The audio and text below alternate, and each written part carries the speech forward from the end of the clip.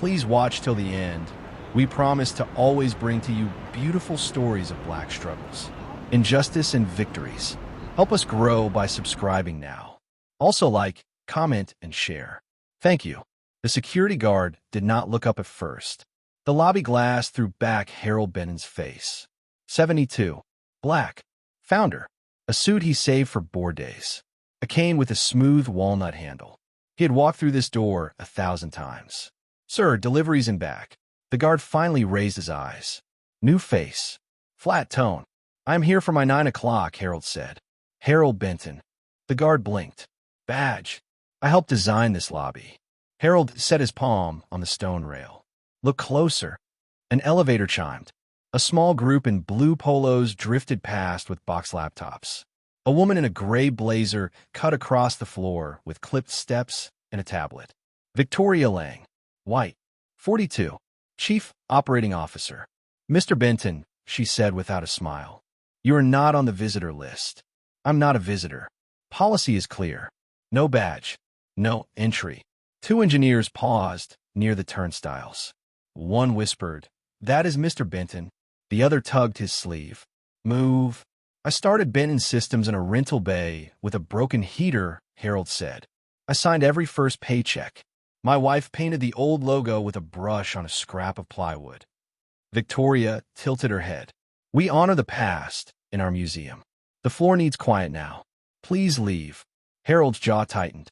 You sent an email last week. You wrote about a shift in culture. You said the company values came from the founder's story. Brand language, she said, not a hallway pass. He looked at the guard and then at the camera in the corner. I am here to meet the apprenticeship cohort. I promised the shop I would walk them through line 3. HR will handle it, she said. Escort, please. The guard stepped forward. He was young. He looked sorry. He still held out his hand. A voice came from behind the plant wall. Mr. Benton. A tall intern in a blue polo jogged up. Black. 22. Name tag, read John Moore.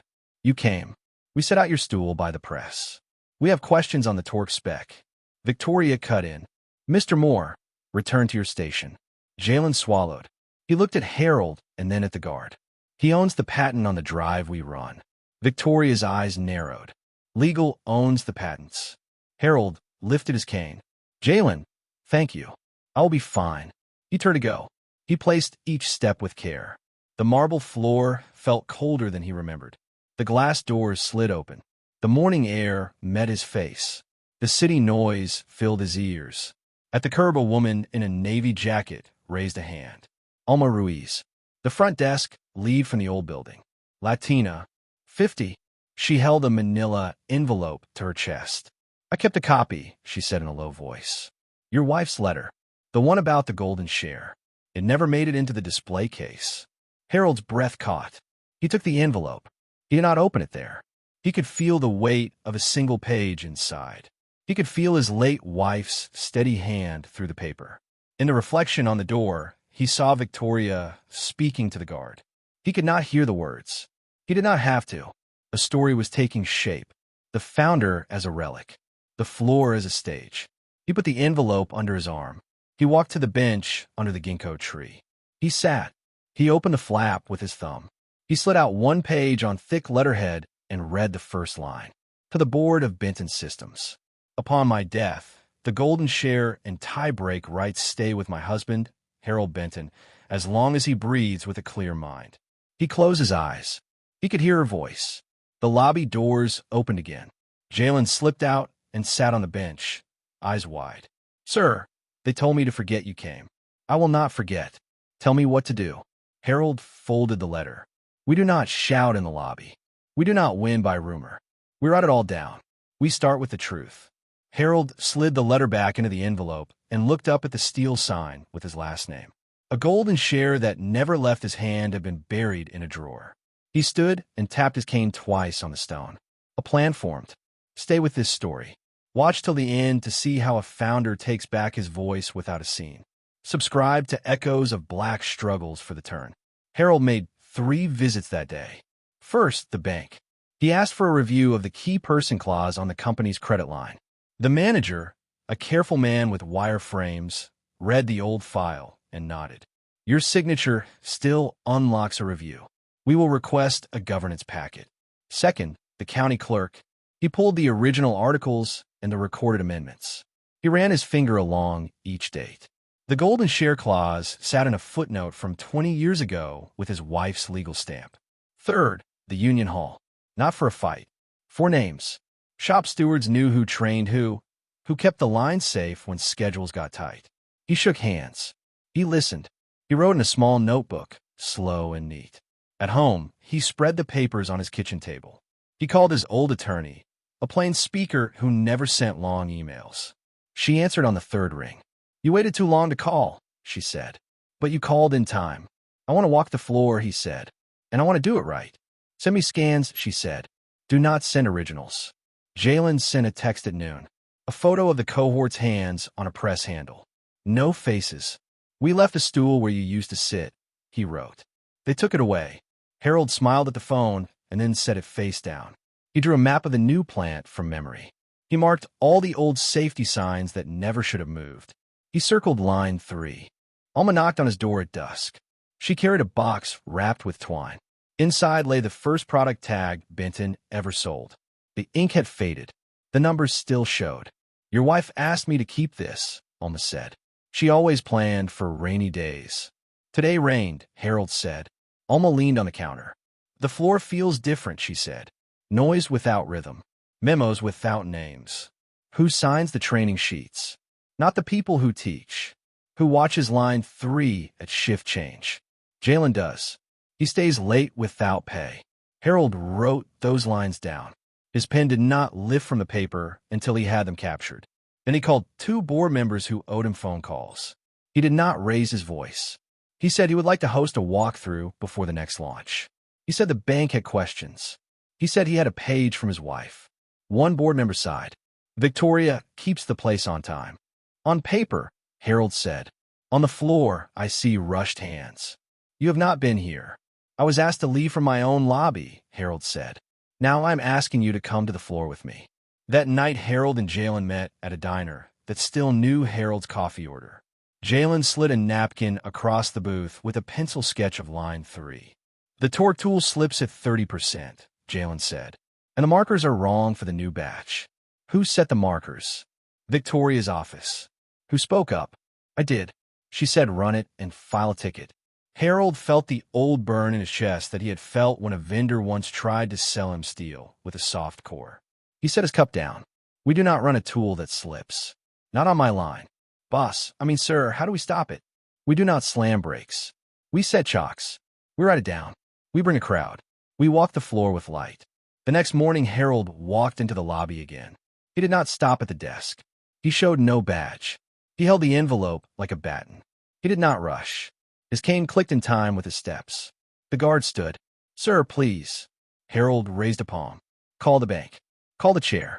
Or call the fire marshal if you want to note on your record that you blocked a safety walk." Victoria appeared from the elevator with the same tablet. "You again?" "Always," Harold said.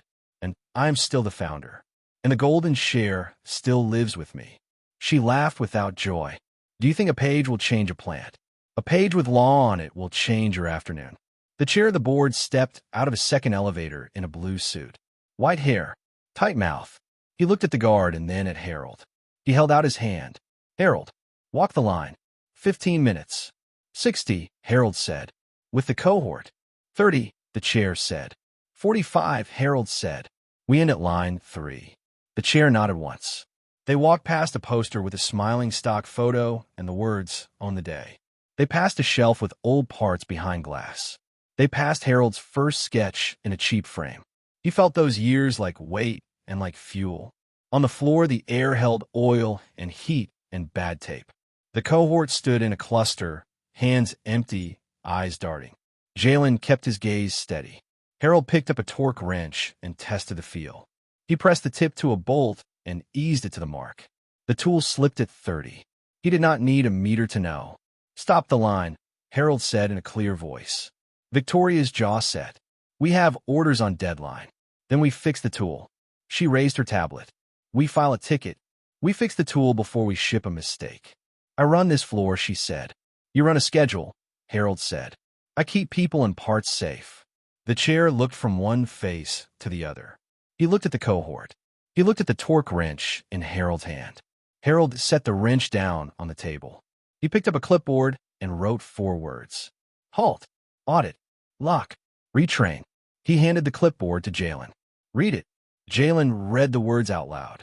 His voice did not shake. Victoria reached for the power switch. Her hand hovered. We will lose a day, she said. Harold nodded. We will gain trust. Alarms did not blare. Lights did not flash. People in blue polos did not panic. They stood a little taller. They exhaled. They went to lockout stations like they had been taught years ago and not used for months. The line wound down with a soft whine. A phone buzzed in Victoria's hand. She read the screen and paled. A reseller had filed a return on a run shipped last week. Slip torque. Warranty claim. She slipped the phone into her pocket and forced a smile that did not touch her eyes. Keep watching. See who stands with the floor and who stands with the schedule. Subscribe to Echoes of Black Struggles to follow the next move. By noon, word moved through the plant. The founder had stopped line 3. The cohort had a clipboard with 4 words that felt like old days. The union hall smelled like coffee and new hope. At 2, Harold held a town talk in the lunchroom. No podium, no slides. A whiteboard with 2 columns. People, parts. We talk about both, Harold said. We do not trade one for the other. A machinist with gray at his temples raised a hand. We got told to skip checks last month. Who told you?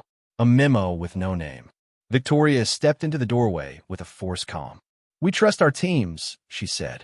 We do not trust interruptions. Harold drew a square on the board. This is a check. This is not an interruption. This is why we still have fingers and we still have customers. A bank manager in a tie slipped in at the back with a folder. He caught the chairs and gave a small nod. The key person review had hit his desk. The claws woke up on command. Amalia Reyes, a community reporter who knew the shop, stood by the vending machine with a small recorder. She did not push to the front. She wrote, then slipped the recorder away. She had covered this floor when Harold still wore a welding mask. Ms. Lang, Harold said, facing Victoria. Share the warranty claim you got at 11. Her face showed a flicker. Then she smoothed it away. 1 return. We will process it. How many units in that run? Enough.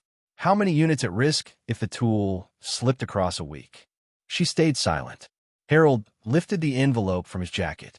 He held the single page up only long enough for the chair to see the thick paper and the signature. We will not argue law in a lunchroom, he said. We will name the next step. He pointed to Jalen. Run a live demo on the right torque. Teach it to the cohort. Then teach it to me again like I am new. Jalen nodded. He set up the wrench with a new setting. He spoke with short, clear lines. He looked people in the eye. He did not look at Victoria. The room stood close without shoving. A fresh marker smell rose from a board. Alarms stayed quiet. Phones stayed in pockets. For 20 minutes, the floor felt like a classroom that wanted to learn. The chair cleared his throat. We will hold a director's session at 4, he said. Mr. Benton will attend. Ms. Lang will attend. Victoria set her jaw. I will bring numbers. Bring the return label, Harold said. Bring the memo that told people to skip checks. She did not answer. At 3:58, the boardroom filled. No catering. No flowers. A carafe of water and a stack of minutes. Harold sat with his cane across his knees. The chair opened with a short line. We need a path that keeps our people safe and keeps our name clean. Victoria clicked a remote. A slide showed green bars and blue arrows. She spoke about on-time delivery and unit cost. She did not speak about fingers or torque. Harold waited. He did not argue each bar. He waited for 1 pause and then stood. I will use 5 minutes, he said.